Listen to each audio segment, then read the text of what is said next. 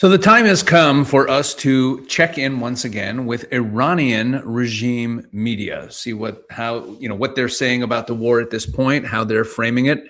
And there's actually some pretty important implications for what we're seeing even in Western media when we take a look at Iran regime media. And I'm going to go through all that in this video, take a look at what they're saying. Before we get to that, please make sure to go visit Israel365charity.com. The air raid sirens are still going, and kids are still out of school. Holiday of Passover is coming, and there's a lot of families in Israel that have a lot of stresses, a lot of struggles. There are many people who haven't been able to go to work, and it's causing a lot of issues on the home front that you can help with. And Israel 365 is plugged into a lot of charities that are covering a lot of many different aspects of this crisis, and it's a great way for you to help. So go to Israel365charity.com, drop a few bucks in there, and again, it's a great way to participate in helping out the Israeli people. As resilient as the Israeli people are, there are those who are struggling. All right, let's get right to it. So we're going to go to WANA, which is the main regime news website. They have another website called Tasnim that we're going to look at, which is much more of a ticker. We're going to look at that as well in this video. But what I did for this one is we have top news, and I've mentioned this before. If you follow this channel, this is, I think, the third Iranian regime media review that I've done since the war started. Always very helpful.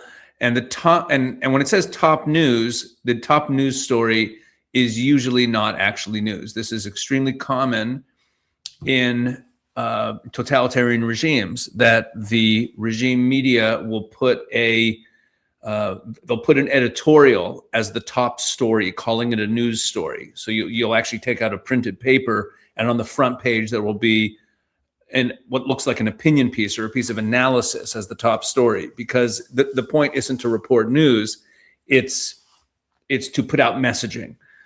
So on WANA, the top news item today is this article called "The End of the Weak Iran Narrative." The End of the Weak Iran Narrative. That's the opening piece. And here's what it says. The End of the Weak Iran Narrative. So it opens by saying that, for years, a massive media atmosphere has been engineered around the concept that Iran has nothing special to offer and that Iranians are constantly bluffing. And it has this long-winded introduction. And then it says, winning a colorful array of global medals ranging from scientific Olympiads to sporting events, all occurring within the vague and foggy atmosphere following the 12-day war and the suspension of the country's affairs until the start of the current war, serves as a testament to the steadfast will and determination to bring honor in various dimensions of the global public arena. This is a very strange run-on sentence, okay? Listen to the argument they're making in this sentence, that with all of the struggles that Iran has had because of the 12-day war and the current war and the isolation, you can see how strong they are because the Iranians have won a bunch of medals in international competitions, in scientific Olympiads and sporting events. It, of course, gives no specifics. And it talks about how that shows the steadfast will and determination of the Iranian people to bring honor to Iran. Okay, that's really weird. And then it goes on this vein a little bit. And then it says, look at this. We are now faced with an Iran that, despite enduring a network of organized global sanctions for the past 47 years, and the heaviest sanctions of the last decade, stands so proud and steadfast, issuing challenges that, at least in the West Asia region, no power is capable of confronting. And they're pointing to the fact that none of the neighboring states are fighting back against them. The precise, calculated, and crushing strikes against the United States bases in the region and the sustained repeated attacks on Israel, coupled with the strategic control of the Straits of Hormuz, represent the management of a regional and global war against Arab powers, Western nations, and two nuclear powers that remain unaccountable to all conventional world protocols. This management, conducted with pure and cold logic, and the representation of this valiant military popular resistance in world media, signifies the definitive defeat of the manufactured construct of a weak Iran. In truth, it seems such a battlefield was necessary not only Iranians at home and the Iranian diaspora, but the entire world to grasp a firsthand account of Iran's power. Wow. Okay, and let's jump down a little further and get to the end of this, and look what they say near the end. It is a doctrine that has also effectively dismantled the propaganda-built model of Western-style development in Arab nations, proving how the capability to become a star emerges from limitations and how the field of action can forge the true narrative. In other words, we survived and we're resilient and we're winning. This is an Iran that, despite massive surprise at 0 hour of the war, reconstructed itself with such composure and descended upon its enemies like a lightning bolt, as if nothing had fundamentally occurred within the country. The day after this war, the world's view of Iran will change. The narrative of a weak Iran will fade completely, and the world will be forced to take off its hat in respect to Iran. Iran's victory in this final battle is the guarantee of our security, tranquility, and development of the coming century. Okay, so obviously, I'm going to say this again, this is the top news of the day in Iran state media, the end of the weak Iran narrative. Now, if you have to put out as your top story, as your lead item in your state media, that you're not weak and that perceptions that you're weak are not true. I mean, I'm not weak. We're not weak. We're not weak. You might think we're weak, but we're not weak. And this is the end of everyone thinking we're weak. We're actually not weak because we won some international competitions and we're still very proud people. And look how we're fighting back. We are still strong. Okay, so that's the first. That's the lead item in today's Awana, and that says a lot. We could almost stop the video there. But then what I'm going to do for the rest of this video is these are the top 6 stories that are still listed on the front page. Okay, and I'm just going to go through them quick and just give you the highlights here. So the next one right here is Trump backs off.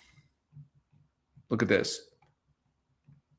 Trump backs off after Iran retaliation. This is from yesterday, and this is talking about the retaliation, Iran's retaliation after Israel hit the South Pars gas field, which was a little bit controversial. The Israelis hit it. The initial reports, both in the Wall Street Journal and in Axios, said that it was coordinated with the Americans. The Americans then backed away from that and denied that it was coordinated and said that the Israelis did it on their own and said the Israelis shouldn't do that anymore. And look how that is all being spun by the Iranians. Okay, Trump backs off after Iran retaliation. After Iran directly retaliated for an attack on its southern energy facilities, U.S. President Donald Trump early Thursday claimed he had not been aware of Israel's strike on the South Pars gas field, while simultaneously announcing that Israel would not target the strategic field again, a position that many observers see as Washington's first public step back after the conflict reached one of the most sensitive energy nodes in Iran and the wider region. Trump's remarks came only hours after U.S. media reports suggested Washington had been informed of or may have even greenlit the Israeli strike, at the same time that he claimed no prior knowledge of the initial attack. Okay, and now then it talks about how important South Pars is. And look what it says down here. What has given this episode significance beyond a localized strike is the glaring contradiction in the U.S. narrative. Only hours before Trump's statement, reports in American media, including the Wall Street Journal, cited U.S. officials as saying the president had been informed of or may have even given a green light to an Israeli strike on energy infrastructure in southern Iran. Yet in a post on his social media platform, Trump wrote that the United States had no knowledge of this specific attack, and also claimed that Qatar was in no way involved in the operation, backing them away too. In the same message, he confirmed that Israel had struck a large facility called the South Pars gas field, but argued that only a relatively small part of the complex had been hit. He then made what analysts describe, see, they do this all the time. Experts say, analysts say, you see this in their media all the time without quoting anyone. It's just their way of giving a little bit more credence to what they're about to say. He then made what analysts describe as a mix of retreat and threat. He said Israel would not strike the field again, but that line was immediately followed by a stark warning. Trump said that if Iran attacked Qatar's LNG infrastructure, the United States would target the entire South Pars field with or without Israel. The threat made clear that while Washington was trying to verbally distance itself from the initial strike, it was still keeping the option of military escalation against Iran's energy infrastructure firmly on the table. Then it talks about Iran's response here. I want to jump down. Because I don't want to read the whole thing. And then it lists a number of facilities that Iran is targeting in other countries, in Saudi Arabia, the Emirates, Qatar. There's a whole bunch of other energy sites in these other countries. And then look what it says down here. Trump's statement that Israel would not strike the South Pars again has been interpreted in some media circles. There you have it again, where they just say experts or analysts, or in some media circles, it has been interpreted as a form of forced retreat, especially because it came after Iran's hard retaliation and amid growing fears that the crisis could spill into energy facilities across the Persian Gulf, the Red Sea, and even the Mediterranean. Remember, Iran's whole strategy, I've been saying this all along, since 2 weeks before the war, Iran's whole strategy is to cause maximum political and economic pain to Trump. The rise in oil prices, their deliberate attempt to continually push oil prices higher with everything they're doing, is all part of this strategy. It's essential to their strategy. The closing of Hormuz, the bombing of refineries and these assets in their neighboring countries. Some analyses have pointed to extremely large-scale losses to energy-related assets and investments tied to U.S. interests in the region as a factor behind the White House's change in tone. In other words, even if Washington does not want to formally acknowledge a retreat, Trump's shift in tone from silence or indirect support to emphasizing that Israel will not strike the field again appears to reflect an effort to contain the cost of strategic miscalculation, one that could spiral into full-scale war over energy infrastructure. Okay, it talks more about South Pars. And yeah, Trump's latest remarks cannot be read simply as a calming message or a call for de-escalation. In one sentence, he tried to distance himself from Israel's strike. In the next, he promised there would be no repeat. And immediately afterward, he escalated again by threatening massive destruction against South Pars. But what makes the strike on South Pars, what makes his tone different from earlier statements is that Iran has now shown it will not leave attacks on energy infrastructure unanswered, and that it has shifted the equation of retaliation from military bases to the economic arteries of the region. Okay, so now they're saying that we're openly going to be attacking the economic arteries of the region. Okay, so here we have, this goes along with their opening narrative of the end of the week Iran. And we also have this, Trump's frustration over the blockade of the Strait of Hormuz. This goes together with Trump backs off after Iran retaliation. They're trying to paint President Trump as frustrated and as retreating and as looking for off-ramps and backing away from what the Israelis are doing, right? And they did the same. I'm not going to bother reading that one. It's self-explanatory from the title. They're just saying that Trump is very frustrated by the Straits of Hormuz. It's a short piece. And then it says, why are Europe's allies refusing Trump? You see, Trump's isolated. That's the narrative here, right? Trump's, not only is he frustrated, but he's also isolated, right? Trump is, again, the disruptions in the Strait of Hormuz means that they can't really win because it's disrupting the global economy, and Europe's allies are refusing Trump. That's America's alone, and whether it's actually true is not even the point. That's the messaging they're putting out, right? America is alone, and it talks about all the different NATO countries that don't want to get involved. And overall, Europe's restrained response appears less about hesitation and more about calculated pragmatism. They're being smart.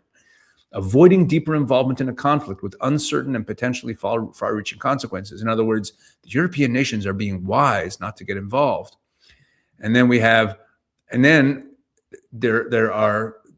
only been through the 3 of those 6 stories there, and then the next 3 deal more with at least these 2 deal more with the home front. Let's do the last one first because it fits more thematically. Has Trump reached a dead end in the war with Iran? This is because once we're on the topic of trying to paint Trump as flailing and frustrated and looking for a way out, so then we have this piece from a couple days ago. Has Trump reached a dead end in the war with Iran? As military clashes between Iran and the U.S.-Israeli coalition continue, a series of battlefield political and economic developments suggest that the crisis has moved far beyond a limited military operation and has evolved into a multidimensional challenge for the administration of Donald Trump. Right? In this context, some media outlets and analysts have described a series of developments as strategic blows that have cast serious doubt on Washington's narrative of a swift victory. And then they list 7 key factors that complicated Washington's calculations. Okay, so these are 7 factors that have made life difficult for Trump. According to analyses published in Western media, several major factors have challenged U.S. strategy in confronting Iran. The first factor is the absence of an immediate battlefield victory. While the Trump administration has claimed to have dealt heavy blows to Iran's military capabilities, Tehran's continued counter-operations suggest that the conflict has quickly entered a war of attrition. That's what they want. They want a war of attrition. Remember, they want a prolonged conflict, rise in oil prices, and involve as many regional neighbors as possible to put more pressure on Trump. A third factor is the evolving structure of the leadership. Second factor is the crisis in the Strait of Hormuz. Okay, so the first factor is the absence of an immediate battlefield victory. Second is the crisis in the Strait of Hormuz affecting global oil markets. The third factor is the evolving structure of leadership and decision-making inside Iran, which some analysts say has made Washington's initial assumptions about Tehran's behavior less accurate than expected. I have no idea what they're talking about here, unless they're referring to the fact that everyone's getting killed and they constantly have to change who's in charge. So maybe that's a complicating factor. The fourth factor is said to be the divergence in objectives between the United States and Israel in managing the crisis. While Washington appears more focused on containing Iran's military and nuclear capabilities, some factions in Israel are believed to be pursuing broader strategic goals, meaning regime change. Fifth factor is rising energy prices and growing domestic economic pressure inside the United States, which could be politically costly for Trump. The sixth factor is the failure to fully achieve the stated objectives regarding the nuclear program. And finally, the seventh factor is the absence of a clear victory narrative for the public, an issue of enormous importance in modern warfare. Okay, so it's saying that these are all the ways in which this has been complicated for President Trump. And then it has reactions in the American public sphere. Within the American public sphere, reactions have also begun to emerge in response to the administration's official narrative. And then it quotes some people on social media. And it also quotes this guy, Alon Mizrahi, who calls Israeli. He calls himself an ex-Israeli, like an ex-Jew, basically. He's the most anti-Israel guy. He despises Israel. He hates, and he just attacks Israel all the time. He's a social media guy. Tehran's strategic view. Interesting name for a section of this article. Look at this. Inside Iran, some analysts, there it is again, some analysts believe the crisis could have long-term implications for the regional order. According to some experts, if Tehran is able to capitalize on the current conditions, it may pursue several strategic goals, including reshaping the security architecture of the Persian Gulf, reducing the U.S. military presence in the region, and strengthening Iran's role in managing the Straits of Hormuz. Experts say, there it is again, the current confrontation between Iran and the United States is not merely a conventional war. Rather, it's a combination of military rivalry, narrative warfare, and geopolitical competition in one of the world's most sensitive regions. That is an interesting sentence. That they're defining the war as a combination of military rivalry, narrative warfare, and geopolitical competition. For the administration of Donald Trump, the central challenge is no longer simply managing military operations. It is now about maintaining domestic support, reassuring allies, and presenting a convincing narrative about the outcome of the crisis. Okay, now that's actually pretty accurate in terms of dissecting what Trump's challenges are. And, you know, this leads, let me just wrap up the last two, and then I'll share my thoughts about this issue. The last two stories of the top six, where we're saying that Reza Pahlavi's call for street protests during this Persian holiday that happened a couple days ago were a failure. I mean, he just told people to go ahead and celebrate, and they did go out and celebrate in the streets. He wasn't calling for mass mobilization yet. In fact, there's no reason to call for mass mobilization yet. So long as the IRGC and the Basij are still in any way intact, there's no reason to call the people out into the streets. So if you're, you know, people who are saying, look, the people haven't come out and protested yet, they will. And the worst thing that could happen is if they came out too early. So, of course, they have, you know, the regime has an interest in saying that the resistance to the regime is a failure. And finally, they have this nice human interest piece.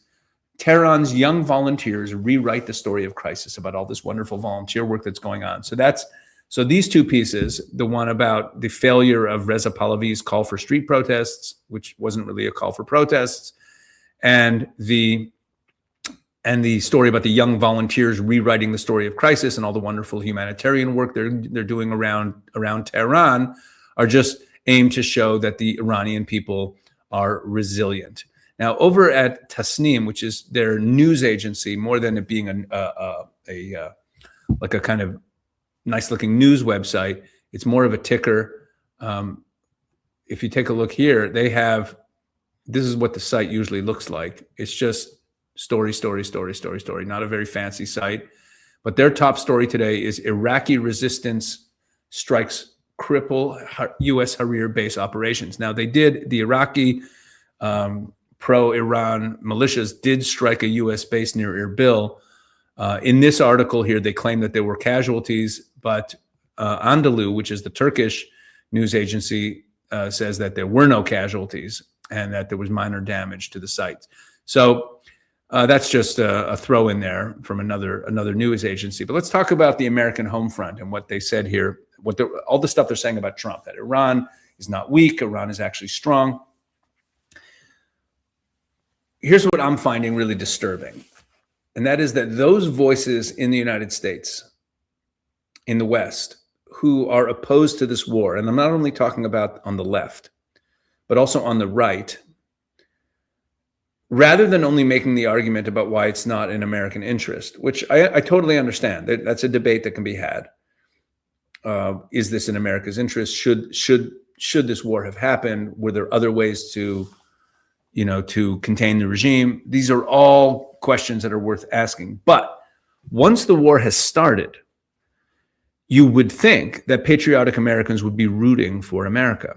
And what we're finding more and more, again, especially on the more isolationist and anti-Israel side of the American right, is they're parroting the Iranian regime talking points that are also being these same talking points are also coming out through Russian state media like RT. This narrative that the American policy is confused and failing, and that Trump's looking for an off-ramp, and that this thing is going to be prolonged, and that the regime is not actually going to fall, and that the Iranian people are rallying around the regime. This is all nonsense. This is all the propaganda of the Iranian regime. This is what we're seeing on their site. The truth is, their leadership is decimated.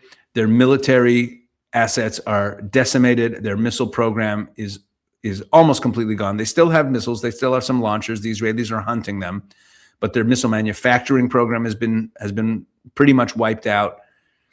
And there is the problem in the Straits of Hormuz that needs to be solved. And there is the question of how much degradation of the IRGC and the Basij will it take before the time is right to have the people come out into the streets. These are things that are going to happen. But to paint this as a failed strategy by the Americans and the Israelis is just absurd. So let me just sum all this up again. You have the lead story telling you Iran's not weak. And then you have 6 more stories are all reinforcing it, right? America is backing off. America is stuck. The global economy is under pressure. Allies are drifting away. There's no uprising inside Iran. The society is stable. That's the messaging, okay? These are not 7 separate stories. It's all a coordinated messaging. And it tells you what Iran is trying to do. They're not trying to win the war. They're trying to shape perception. They even said it in one of the articles that it's a narrative war, right? They want to convince the world that the war is too costly. Again, not that they're going to win, but that the war is too costly. They want to convince their enemies that escalation is bad, escalation is dangerous for them. And they want to convince their own people that the regime is still in control. But here's the bottom line. When a country is winning a war, it shows you victories, okay? When a country is losing, it shows you narratives. And what you're looking at right here is the regime is fighting to control the narrative because it is getting battered badly where it actually counts. Okay. All right. That'll be it for this one. I hope you found it interesting. Please let me know if you like these Iran regime media updates. I think they're helpful. I always look at the media from these other countries. That way you really can get a sense of where they're going. All right, everyone. God bless. I hope you have a great weekend.